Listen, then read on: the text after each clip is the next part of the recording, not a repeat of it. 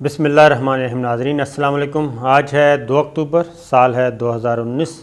اور دن ہے آج بدھ کا۔ آج آپ سے کچھ امپورٹنٹ خبریں شیئر کرتے ہیں وفاقی دارالحکومت اسلام آباد سے، خاص طور پہ کیونکہ یہاں پہ کافی ایکٹیویٹیز پولیٹیکل اینڈ پہ بھی اور ڈپلومیٹک اینڈ پہ بھی ہو رہی ہیں۔ سب سے پہلے آپ کو داخلی سیاست کے بارے میں بات کرتے ہیں۔ آج پھر مولانا فضل الرحمان صاحب جو ہیں وہ بنے رہے محو و مرکز۔ مسلم لیگ نواز کا ایک ڈیلیگیشن آج مولانا فضل الرحمان صاحب کے گھر گیا اور ان کو منانے کی کوشش کی کہ کسی بھی طریقے سے آپ اپنا جو دھرنا ہے وہ مؤخر کر دیں اور اس کو لے جائیں نومبر تک، اور دوسرا یہ کہ آپ یہ جو مذہبی کارڈ کھیل رہے ہیں اس سے بھی آپ ذرا پیچھے ہٹ جائیں۔ میں پچھلی ویڈیو میں بھی آپ کو بتایا تھا، لیکن ان شارٹ کل اصل میں پیپلز پارٹی اور مسلم لیگ نواز دونوں نے مل کے یہ فیصلہ کیا ہے کہ مولانا فضل الرحمان صاحب کو کسی بھی طریقے سے ان کا سائز چھوٹا کیا جائے اور ان کو پچھلی سیٹوں پہ بٹھایا جائے۔ تو جو کل اسٹریٹجی مسلم لیگ نواز اور پیپلز پارٹی نے بنائی تھی اسی کا ایک حصہ تھا آج جو مولانا فضل الرحمان صاحب کے گھر گئے۔ تو مولانا فضل الرحمان صاحب نے بالکل صریحاً انکار کر دیا اور انہوں نے کہا کہ وہ مذہبی کارڈ بھی کھیلیں گے، اور انہوں نے آج پھر وہی موضوع اٹھایا۔ انہوں نے کہا کہ آسیہ بی بی کا معاملہ، آسیہ مسیح کا، وہ چھیڑا۔ پھر انہوں نے کہا کہ تحفظ ناموس رسالت صلی اللہ علیہ وسلم کے بارے میں انہوں نے کہا کہ بالکل ان کی ریزرویشنز ہیں گورنمنٹ کے بارے میں، اور پھر انہوں نے قادیانیوں والا معاملہ بھی اٹھایا۔ لہٰذا جو خواجہ آصف صاحب کل بات کر رہے تھے یا شہباز شریف صاحب کہ جناب ہم مولانا پہ اعتبار نہیں کر سکتے، تو آج انہوں نے بالکل کھلم کھلا کہہ دیا، اور انہوں نے صرف اتنا کہا کہ چلیں ٹھیک ہے، آپ کے کہنے پہ میں ایک دفعہ مجلس عاملہ سے پوچھ لوں گا، لیکن میرا فیصلہ اٹل ہے اور میں نے ہر صورت میں آنا ہی آنا ہے۔ اب اصل میں مسلم لیگ نواز کو اور پیپلز پارٹی کو دونوں کو کیا آن پڑی ہے کہ وہ مولانا فضل الرحمان صاحب کی اب منتیں کر رہے ہیں۔ پہلے تو سنجیدہ لے ہی نہیں رہے تھے، سیریس نہیں لے رہے تھے ان کو، لیکن جب پتہ چلا کہ نہیں معاملہ گڑبڑ ہے اور مولانا فضل الرحمان صاحب کہیں سب کا ہی کھیل نہ بگاڑ دیں اکیلے، لہٰذا وہ ان کے ساتھ آ گئے، اور اب دونوں مولانا فضل الرحمان صاحب کے گھر جو ہیں وہ چکر لگا رہے ہیں۔ بلاول بھٹو ابھی کل یا پرسوں آئیں گے، اور آج نہ آنے کی وجہ یہ ہے کہ آج جو گفتگو مولانا فضل الرحمان صاحب کی اور مسلم لیگ نواز کی ہوئی، تو مسلم لیگ نواز بلاول بھٹو کو انفارم کرے گی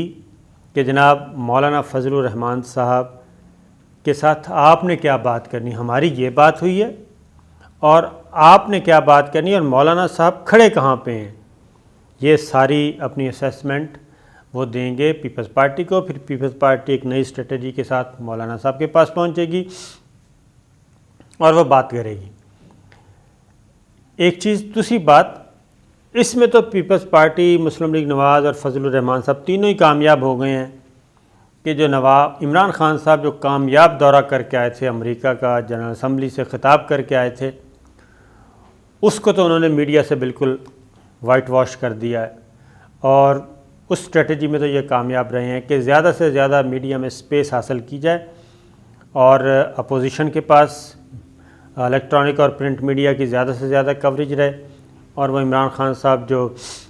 کرنا چاہ رہے ہیں وہ نہ ہو۔ حالانکہ آج پرائم منسٹر نے جو مدارس سے فارغ التحصیل طلبہ تھے ان میں شیلڈز بھی تقسیم کیں، لیکن اس کو بھی انہوں نے درخور اعتنا نہیں سمجھا مولانا نے، اور کھلم کھلا الزام عائد کر دیا۔ اب دوسری جانب کیا ہو رہا ہے؟ دوسری جانب چیف الیکشن کمشنر آپ کو پتہ ہی ہے وہ آ چکے ہیں میدان میں، 10 اکتوبر کو انہوں نے رکھا ہوا ہے، اور اس کے بعد وہ آگے بڑھیں گے۔ یہ ساری چیزیں ایک خاص سمت میں آگے بڑھ رہی ہیں، اور پریشانی اور چیلنجز کس کے لیے ہیں؟ عمران خان کے لیے، کیونکہ عمران خان نے جو مقبولیت حاصل کی ہے اب اس کو خراب کرنا ہے۔ دوسری جانب دیکھیں آپ وفاقی دارالحکومت اسلام آباد میں ایک اور پاکستان کی لیڈرشپ کی کامیابی۔ صدر ٹرمپ انکار کر چکے تھے افغان طالبان کے ساتھ ملنے سے، اور انہوں نے ان کا امریکہ میں دعوت دی تھی، بلایا تھا، وہ بھی انویٹیشن کینسل کر دیا تھا۔ لیکن صدر ٹرمپ کے انکار کے باوجود پرائم منسٹر عمران خان نے اور پاکستان کی عسکری قیادت نے امریکن سے یہ کہا تھا کہ آپ افغان طالبان کے ساتھ بات چیت کو دوبارہ شروع کریں، اس میں تعطل بالکل نہیں آنا چاہیے، یہ پیس پروسیس ہے، اس کو آگے بڑھائیں۔ آج افغان طالبان پاکستان اسلام آباد پہنچے ہیں اور 11 رکنی وفد ہے، اور وہ کہاں سے ہو کے آئے ہیں؟ چین، ایران اور رشیا سے، روس سے، اور چوتھا ملک پاکستان ہے، یہاں پہ آئے ہیں۔ اور صدر ٹرمپ کے جو خصوصی ایلچی ہیں برائے افغانستان اور جو پیس پروسیس اور جو ڈائلاگ کر رہے ہیں افغان طالبان کے ساتھ، زلمے خلیل زاد، وہ بھی اسلام آباد پہنچ چکے ہیں۔ امریکی سفارت خانے نے اس بات کی تصدیق کر دی ہے۔ تو بریکنگ نیوز کیا ہے؟ بریکنگ نیوز یہ ہے کہ جناب جو مذاکرات ملتوی کیے تھے صدر ٹرمپ نے، وہ مذاکرات بحال ہو چکے ہیں عملاً اسلام آباد میں، اور زلمے خلیل زاد اور افغان طالبان کی براہ راست بات چیت ہوگی، اور افغان طالبان نے کہا ہے کہ وہی معاہدہ جو تحریر ہو چکا ہے وہ اس پہ دستخط کریں۔ افغان طالبان تیار ہیں، وہ آج رات ان کی ملاقات ہونی ہے افغان طالبان کے ساتھ، اور اس کے بعد کیونکہ وہ چائنا، رشیا اور ایران سے ہو کے آئے ہیں، ان کے بارے میں بھی پاکستان کی لیڈرشپ کو اعتماد میں لیا، اور یہ چیز اب اس طرح سے بڑھ رہی ہے۔ افغان طالبان کے ساتھ جو مذاکرات ہیں وہ بحال ہو چکے ہیں امریکہ کے، اور وہ اس کا کریڈٹ جاتا ہے پاکستان کو، پاکستان کی لیڈرشپ کو، اور اسلام آباد میں اس وقت ڈائلاگ ہو رہے ہیں۔ اس کے بعد ایک اور چیز، اس ساری سچویشن کیونکہ بار بار وزیر اعظم عمران خان سٹیپ بھی لے رہے ہیں، گورنمنٹ سٹیپس لے رہی ہے، اکانومی کی سچویشن کو بہتر بنانے کی کوشش کر رہی ہے، لیکن ہو کیا رہا ہے؟ ہو یہ رہا ہے کہ وزیر اعظم جو آرڈر کرتے ہیں، جو پالیسیز دیتے ہیں، وہ پالیسیز نیچے جا کے امپلیمنٹ نہیں ہو رہی، اور کچھ بیوروکریٹس ہیں اور کچھ ان کے اپنے لوگ ہیں جن کو ہم معاونین خصوصی کہتے ہیں، اور ایک دو کیبنٹ میں بھی ہیں، جو وزیر اعظم کے آرڈرز کو امپلیمنٹ نہیں ہونے دیتے۔ تو آج پاکستان بھر سے تاجر جو ہیں، نمایاں بزنس مین، بڑے کاروباری حضرات، وہ آج ڈنر کیا ہے انہوں نے army chief general Qamar Javed Bajwa صاحب کے ساتھ، اور انہوں نے پرپوزلز دی ہیں۔ سب سے پہلے تو اپنے مسائل بتائے ہیں انہوں نے کہ جناب ہمارا جو بزنس ہے وہ نہیں اٹھ رہا، اور کچھ ایف بی آر کے مسائل ہیں، کچھ ایف آئی اے کے مسائل ہیں، کچھ نیب کے مسائل ہیں، یہ 3 ڈپارٹمنٹس، پھر سیکورٹی ایکسچینج کمیشن۔ تو بزنس کمیونٹی نے آج army chief general Qamar Javed Bajwa صاحب سے رابطہ کیا ہے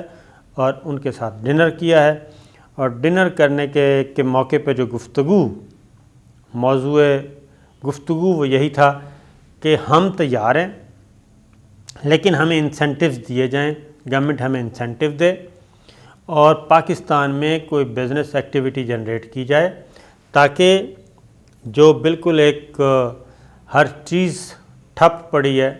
خاص طور پہ ایف بی آر جو تنگ کر رہا ہے، ایف آئی اے تنگ کر رہی ہے، نیب تنگ کر رہی ہے، اور سیکورٹی ایکسچینج بقول ان کاروباری حضرات کے جن میں بڑے بڑے صنعت کار بھی شامل ہیں ان کے، تو یہ آج سب کچھ لے کے پہنچے آج آرمی چیف کے پاس۔ Army chief general Qamar Javed Bajwa صاحب نے ان کی بات سنی اور ان کی تجاویز بھی نوٹ کی گئیں، اور کیونکہ